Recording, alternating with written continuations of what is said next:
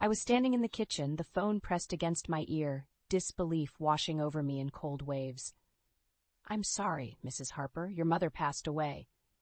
The voice on the other end, a doctor from Chicago General Hospital, sounded distant, like a faint echo in a long, empty hallway. "My mother?" I murmured, my voice barely a whisper. The room spun, and I gripped the countertop for support. Last week, we had talked about her coming over for Thanksgiving. She was fine then. How could this be? I had to tell Martin. He had been working in Europe for the past 3 months, and communication had been sparse, but he needed to know. I dialed his number, my hands trembling. After several rings, he answered. "Martin, it's Elaine. My mom, she passed away." There was a pause, and then his voice, devoid of warmth, came through. "Oh, I see. Look, Elaine, I'm really tied up right now. I've got a trip planned with the guys to Barcelona. Can't really skip it." His words hit me like a physical blow. "You're not coming back? Not even for the funeral?" I struggled to keep my voice steady. "Elaine, you know how it is with my job. I'll be back in a couple of months. Just handle things there, okay?" And without waiting for my response, he hung up. I stood there, the phone still in my hand, feeling a hollow emptiness growing inside me. My mother was gone, and the man I had spent 20 years with couldn't care less. The next few days passed in a blur of arrangements and condolences, a relentless march of reality that I navigated like a ghost. It was on the 3rd day, in the midst of this, that I received another call that seemed to stop time altogether. It was Martin's brother, Alex. "Elaine, there's been an accident. Mom and Dad, they're gone." The phone slipped from my grasp and clattered to the floor. Martin's parents, too? It felt like some cruel joke, a nightmare I couldn't wake up from. I called Martin, but his phone went straight to voicemail. I left message after message, each one more desperate than the last. I couldn't go to his parents' funeral. Without Martin, I was just an outsider, a reminder of the son who couldn't be bothered to show up. The thought of their empty seats, an unspoken accusation in the air, was unbearable. As the days passed, I found myself sitting alone in the house we had built together, surrounded by memories that now seemed like lies. I thought back to how we met, introduced by our fathers, who were old college friends. It had felt like a fairy tale then, our families joining together in a bond of love and friendship. But as the years went by, the fairy tale had slowly faded. Martin was always busy, always absent. His work was his life, and I, along with our son Peter, were just fixtures in his world. When Peter was 10, my father passed away. My rock, my confidant, gone. Martin had been away on a business trip then, too. I was left alone to deal with the grief, to support our son, to keep the family together. And now, with both our families shattered, I was alone again. Our marriage had become a routine of loneliness and resentment. I was the homemaker, the silent supporter, while Martin was the absent provider. But was he really providing, or just running away from a life he no longer wanted? I tried to remember the last time we had laughed together or shared a moment of genuine connection. But all I could see was the growing distance between us, a chasm filled with unspoken words and unmet needs. As I sat there, lost in my thoughts, I realized that this wasn't just about his absence. It was about the lack of respect, the lack of empathy. It was about a marriage that had become a hollow shell of what it once was. And as the sun set, casting long shadows across the room, I knew that something had to change. I couldn't live in this shadow any longer. The days following the funerals were a whirlwind of silent houses and unanswered calls. I tried to reach Martin again, but it was as if he had vanished off the face of the earth. That's when the memories began to creep in, unwelcome and unbidden. I remembered our early days, how Martin's charm and ambition had swept me off my feet. We were young, in love, and the world seemed full of possibilities. But as years passed, the man I fell in love with started to fade, replaced by someone consumed by work and his own needs. I was pulled from my reverie by a knock on the door. Standing there was Alex, Martin's younger brother. His eyes were red-rimmed, his usual cheerful demeanor nowhere in sight. "Elaine, I can't believe he didn't show up. Not even a call," he said, his voice heavy with grief and disbelief. "I know, Alex. I've been trying to reach him, but—" Nothing. Alex shook his head, his anger palpable. "You know, Elaine, there's something deeply wrong with him. Mom and Dad deserved better. You deserve better." His words struck a chord in me. deserve better. The thought had crossed my mind, but hearing it from someone else made it real. It wasn't just me feeling this way. Elaine, if you need anything, just let me know, okay? Alex offered before he left, a hint of worry in his eyes. That night, as I lay in bed, the house eerily quiet, I realized how much of my life I had dedicated to a man who saw me as nothing more than a convenience. The love, the support, the sacrifices, it was as if they meant nothing to him. A mixture of anger and resolve began to build within me. I wasn't going to be the silent, suffering wife anymore. I needed to find out what Martin was up to, what was so important that he couldn't even show up for his own parents' funeral. The next morning, I made a decision that would change everything. I hired a private investigator. It was a drastic step, but I needed to know the truth. The PI was a middle-aged woman named Sarah who had a no-nonsense air about her. "We'll find out what he's up to," Sarah assured me. "It won't take long." True to her word, within a week, Sarah came back with information that shattered any illusions I had left about Martin. Photos and reports of him with another woman in Barcelona, looking carefree and in love. As I looked at the photos, a cold, hard knot formed in my stomach. This wasn't just a business trip. This was a betrayal of everything our marriage was supposed to stand for. I confronted Martin over the phone. His response was a cocktail of excuses and deflections. "Elaine, you're blowing this out of proportion. It's just a work thing." "A work thing? Is that what you call this?" I countered, my voice shaking with anger. "You wouldn't understand. It's complicated," he snapped back, his voice cold and distant. I realized then that I was speaking to a stranger. The man I had married, the man I had built a life with, was gone. In his place was someone who saw me as nothing more than a hurdle to his desires. That night, as I lay awake, the weight of my decision heavy on my chest, I knew there was no going back. Martin had made his choice, and now it was time for me to make mine. The path ahead was unclear, but one thing was certain. I would no longer be a prisoner in my own life. The days after discovering Martin's betrayal were a blur of anger and disillusionment. Each morning, I awoke to the stark reality of my solitary struggle. The house, once filled with laughter and warmth, now echoed with the silence of betrayal. I busied myself with the mundane tasks of daily life, but my mind was elsewhere, consumed with thoughts of Martin's deceit. The images from the investigator's report haunted me, a constant reminder of his infidelity. One evening, as I was going through old photo albums, a picture of our wedding day caught my eye. We looked so happy, so in love. I couldn't help but wonder where it had all gone wrong. Was it gradual, or had there been a specific moment when Martin decided I was no longer enough for him? My train of thought was interrupted by a call from Peter, our son. "Hey, Mom, how are you holding up?" "I'm managing, Peter," I replied, trying to sound stronger than I felt. There was a pause before he spoke again, his voice laced with concern. "Mom, I've been thinking. Maybe I should come home for a while, help you through this." His offer touched me deeply, but I couldn't let him put his life on hold for me. "No, Peter, you need to focus on your studies. I'll be fine." But Peter was insistent. "Mom, this isn't just about you.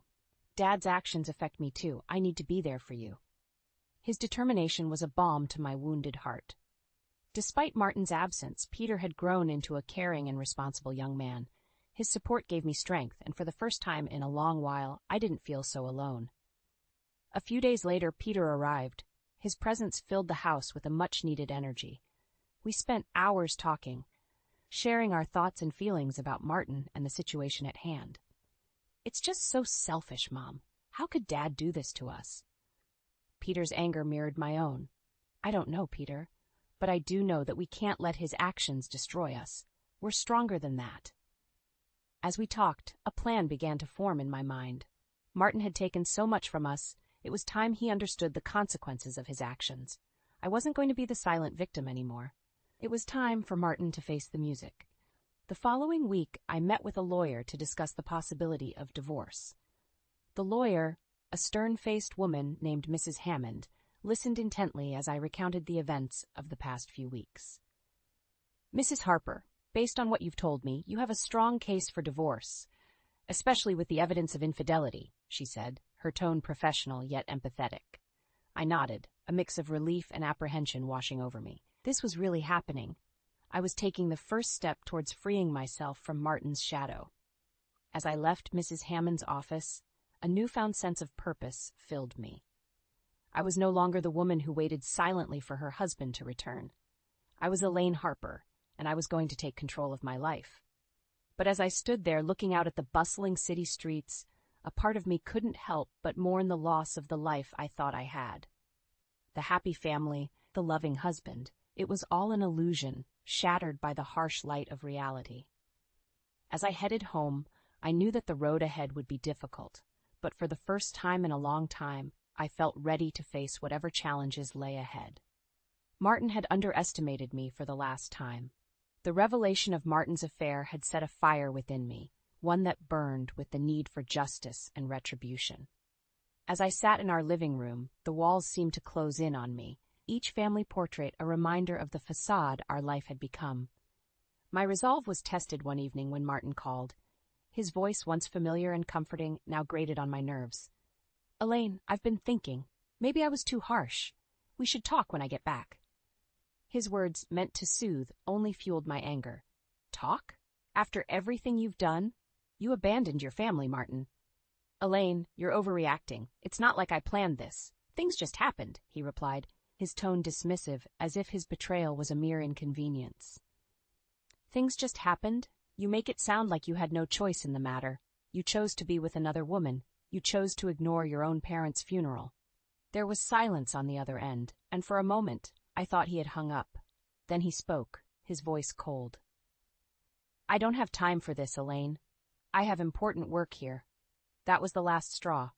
"Important work? Is that what you call abandoning your family? You know what, Martin? Maybe it's time I made some important decisions of my own." I hung up before he could respond. My hands were shaking, but my mind was clear. It was time for action. The next day, I met with Sarah, the private investigator. "We need more evidence, anything that can help in the divorce proceedings," I told her, my voice firm. Sarah nodded, understanding the assignment. "I'll see what I can dig up. Martin won't know what hit him." Over the next few weeks, Sarah provided me with a steady stream of evidence. Photos, emails, and even testimonies from people who had seen Martin with his mistress. It was more than enough to paint a clear picture of his infidelity. Armed with this information, I met with Mrs. Hammond again. She reviewed the evidence, her expression grim. "This will certainly help your case, Mrs. Harper. It seems Mr. Harper has been quite careless." As we discussed the next steps, a plan began to take shape. Martin had always been proud of his reputation, both personally and professionally. It was time to use that against him. "Mrs. Hammond, I want to make sure Martin feels the consequences of his actions, not just legally, but personally and professionally as well." Mrs. Hammond regarded me with a new level of respect. "I understand, Mrs. Harper. We'll make sure he gets what he deserves." When Martin finally returned home, it was to a cold and unwelcoming house. I greeted him with divorce papers, my expression as hard as the resolve within me. "Elaine, what is this?" he asked, his voice a mix of surprise and annoyance. "It's over, Martin. I'm filing for divorce, and before you try to talk your way out of this, know that I have enough evidence to ruin you." Martin's face turned a shade paler, his usual confident demeanor crumbling. "You wouldn't dare," he said, but his voice lacked conviction. "I dare, Martin. I dare to stand up for myself and for our son. You've made your choices, and now you'll live with the consequences." As he read through the papers, his face twisted in anger and disbelief. But there was no going back. I had drawn the line, and there was no crossing it. That night, as Martin packed his bags and left, I felt a sense of liberation. The chains of our loveless marriage were finally broken. I was free to start anew, free from the lies and deceit that had bound me for so long. As I watched him drive away, a sense of justice filled me. This was just the beginning. Martin would soon learn that his actions had consequences that would haunt him for the rest of his life. The days following Martin's departure were filled with a tumultuous mix of emotions. Anger, relief, and a sense of vindication swirled within me. The house, now void of his presence, felt larger, as if it too had been holding its breath under his oppressive shadow. My resolve was tested when I received a call from Martin, his tone a mix of anger and desperation. "Elaine, you're ruining me." The divorce papers, the allegations. Do you realize what you're doing?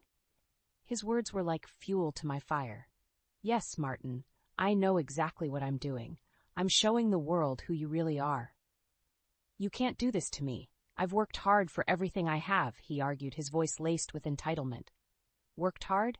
You mean you've lied and cheated your way through our marriage? You've made your bed, Martin. Now you have to lie in it. Martin's voice rose, a crescendo of frustration and disbelief. You were nothing before me. You think you can just take everything? I felt a surge of power at his words. I was nothing? No, Martin. I was everything you didn't appreciate. And now I'm taking back what's mine. The call ended with Martin's threats echoing in my ears, but they no longer held any power over me. I was done being the victim. As the divorce proceedings began, Martin's true nature became evident for all to see. His attempts to hide assets and slander me only served to damage his reputation further. The evidence Sarah had gathered painted a clear picture of his deceit and infidelity. The court hearings were tense, with Martin's lawyers trying every trick in the book. But Mrs. Hammond was a force to be reckoned with, countering their moves with precision and finesse. Throughout it all, Peter stood by my side, his support unwavering. He had grown disillusioned with his father, the truth eroding any semblance of respect he once held. The day the divorce was finalized was a day of liberation. As the judge declared our marriage dissolved, a weight lifted from my shoulders. I had won, not just the divorce, but my freedom from Martin's shadow. After the court session, Martin approached me, a shell of the man he once was. Elaine, please, we can still fix this. I looked at him, really looked at him, and what I saw was a man broken by his own arrogance. There's nothing left to fix, Martin. You broke everything worth saving. Walking away from him, I felt a chapter of my life closing. The pain, the betrayal, the lies, they were all behind me now. Ahead lay a path of my own making, free from the deceit that had clouded my life for so long. As I stepped out of the courthouse, the sun broke through the clouds, bathing the world in a warm golden light. It felt like a sign, a promise of new beginnings and brighter days ahead.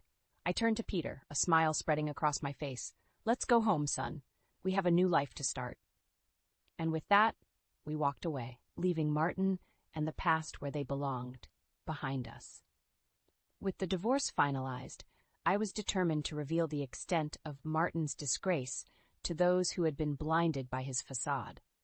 I knew that true justice wouldn't come from the courts alone. It had to come from exposing him to the world. I started by reaching out to our mutual friends, people who had known us as a couple for years. The initial reactions were mixed, with some refusing to believe the truth, but I had evidence, undeniable proof of his infidelity and deceit. Slowly but surely, the tide began to turn. One evening, I invited a few friends over, people who had doubted me initially. As they sat in my living room, I showed them the messages and pictures Sarah had gathered. Shock and disbelief filled the room as they saw Martin's true colors laid bare. One friend, Lisa, shook her head in disbelief. I can't believe I defended him all this time. He's a monster. Tears welled up in my eyes as I nodded. He fooled us all, but now you know. Lisa was the first to take action. She contacted others in our social circle, sharing the evidence and urging them to reconsider their alliances. Soon, the once seemingly impenetrable wall of support around Martin began to crumble. One by one, our friends distanced themselves from him, appalled by his actions. The same people who had once admired him now saw him for what he was, a selfish, deceitful man who had no regard for anyone but himself. As Martin's social standing crumbled, he became increasingly isolated. His attempts to salvage his reputation only made things worse, as he lashed out at those who had abandoned him.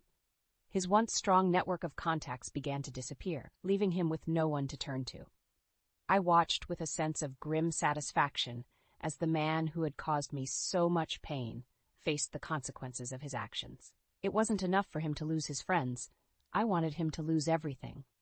One day, I received a call from Martin's former boss, Mr. Reynolds. He had heard about the divorce and the scandal surrounding Martin. Elaine, I had no idea. I can't believe he would do such things. I sighed, my voice heavy with exhaustion. It's been a long time coming, Mr. Reynolds. Martin's true nature finally caught up with him. Mr. Reynolds paused, then spoke with a hint of regret. I'm sorry to hear about all of this, but I wanted to let you know that Martin's behavior at the company has also come to light.